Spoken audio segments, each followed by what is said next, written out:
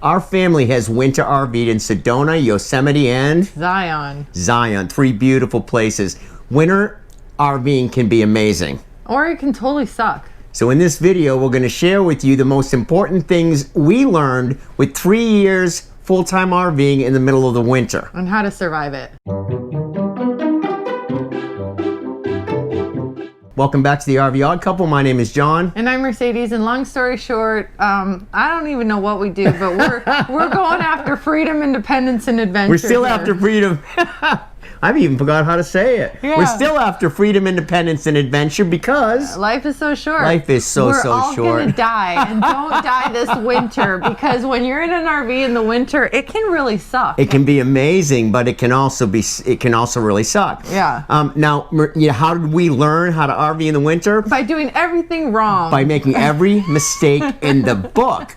But here's the good news, guys. I never made the same mistake twice. We found new ones. Yeah. We are going to move through this video pretty quick because we don't want to waste your time. Yeah. And we want to be quick. We want to be quick. We don't want to waste your time. We want to go right through this. So we're going to start inside your RV. And one of the things we learned very quick is that these things are insulated horribly.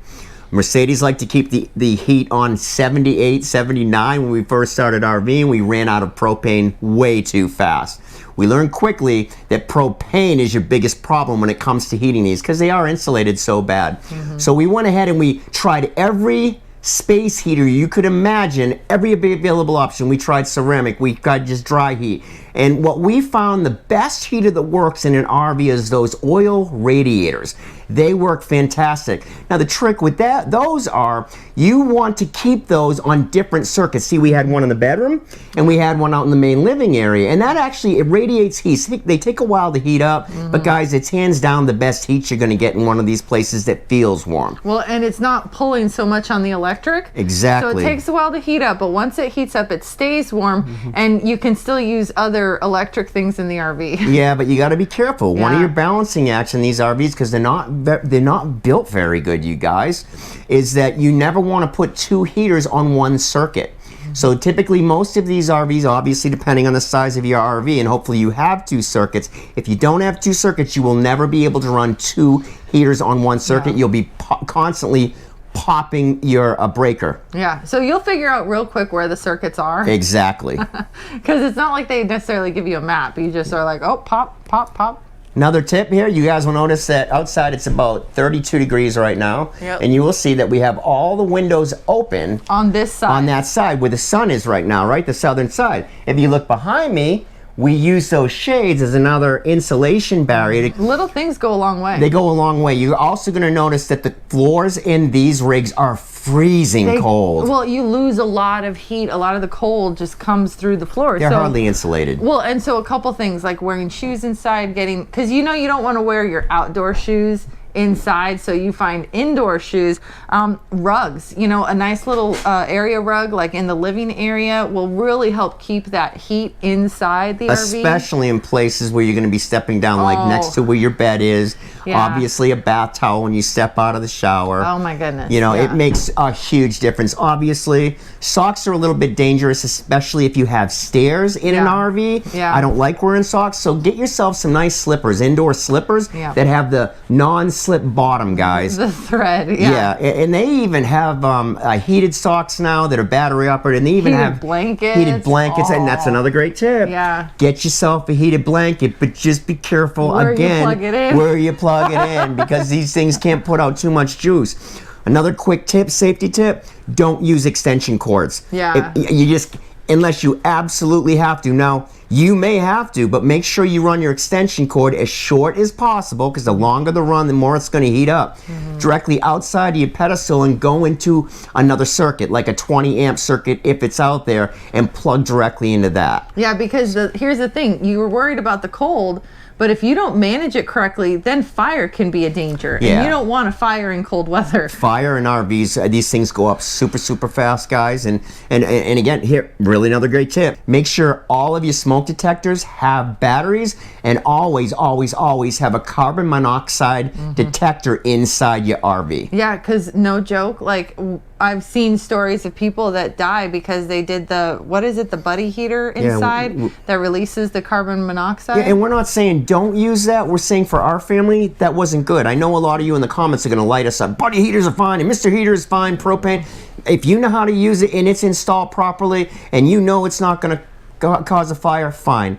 For our family and our daughter, we decided we did not want to risk that way. We probably could have saved some money on propane. We probably could have been a little bit warmer, but we weren't willing to take that risk with ourselves or our daughter for our family. Yeah, well, and don't, I think what happened was they kept the whole RV closed, so they passed away and their pets passed away. Yeah, in the 3 years we were full-time RVing, we heard of 4 or 5 stories of people getting burned to death in the RV. So this is serious stuff. Yeah, or going to sleep and never waking up because of the carbon. Exactly. So guys, now we're going to head outside of the RV, and it's cold, which is the most important part. You've got to have a plan, and you've got to know how to manage your RV when it gets below freezing, especially in the teens or down in 0. So we're going to bring you outside, and we're going to show you what we learned after 2 years of making every mistake in the book.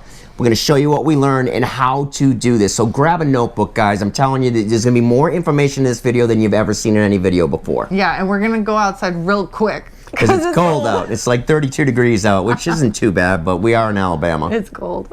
If you haven't yet subscribed, please join the RV Odd Squad. Subscribe to the channel. Hit the thumbs up button. Share this with others, especially newbie RVers. Believe it or not, there's a lot of information in this video that's really, really going to help them, you guys.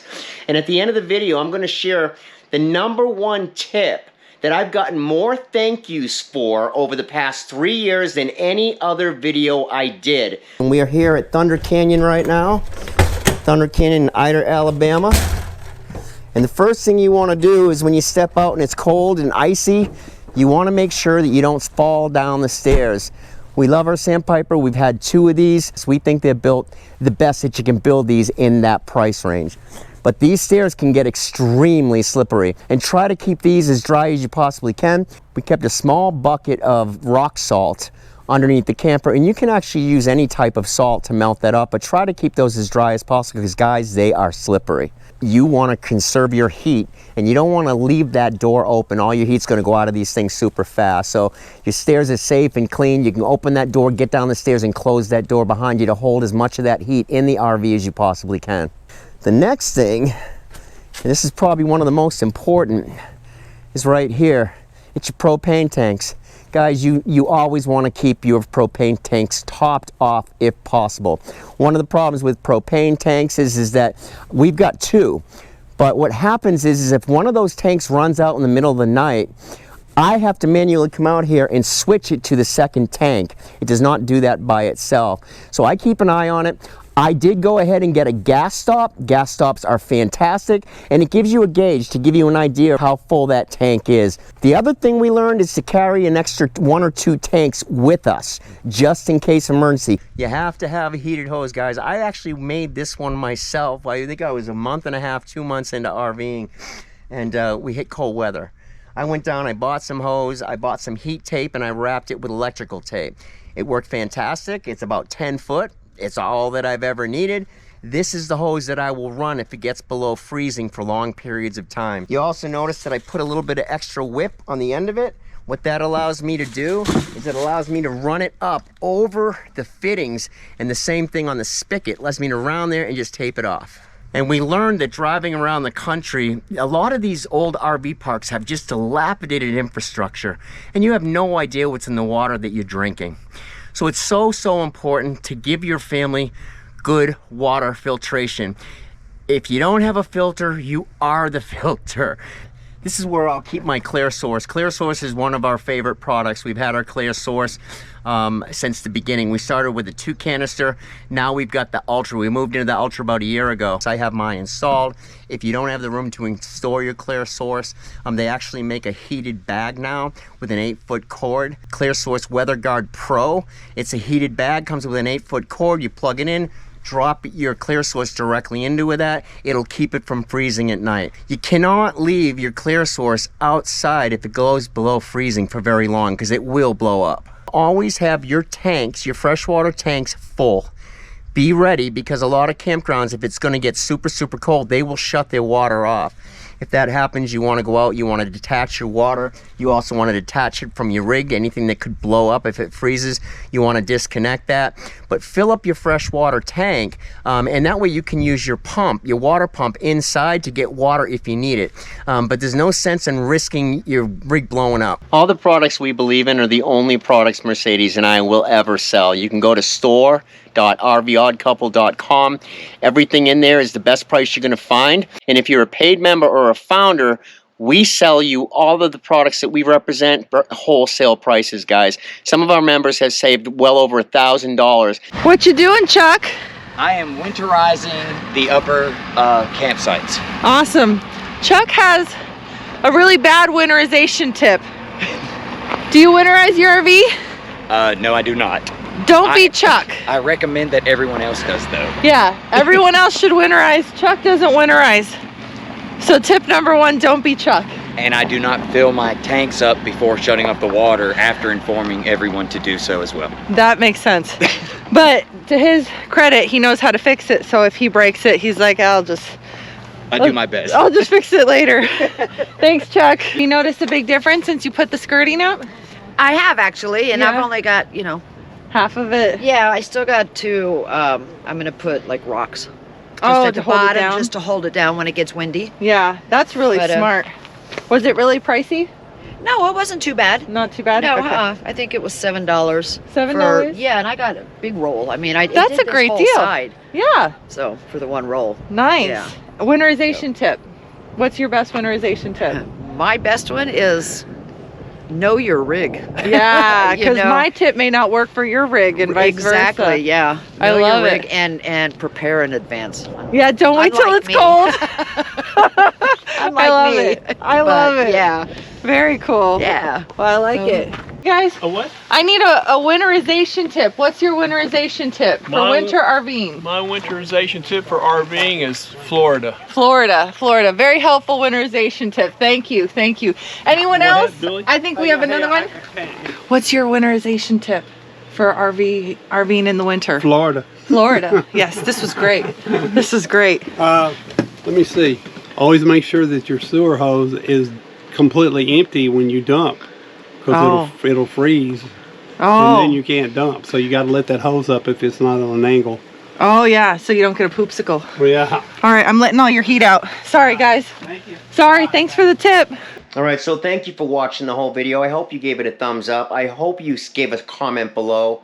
And here's my super helpful tip. There are 2 sensors that are located in every RV. I'm going to connect the next video that's going to walk you through the whole process, how to find your RV heat. I'm going to show you the 2 sensors that you have to order. Order them now. A limit switch and what's called a sale switch. I've never received so many thank yous for a video that I have ever done than this video. If you have an RV, this is going to break. And like me, it'll probably break when it's absolutely freezing out. Order these now. They take 2 or 3 days to get, and they're only, one was $7, one was $13. I ordered a couple of each.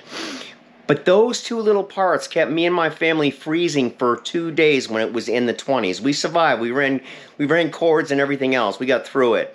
But my misfortune is going to become your fortune, because this video is going to help you stay out of a lot of trouble and keep your family warm when it does happen. It's not a matter if it's going to happen. It's a matter of when it's going to happen. So check the video out, and we'll see you in the next video.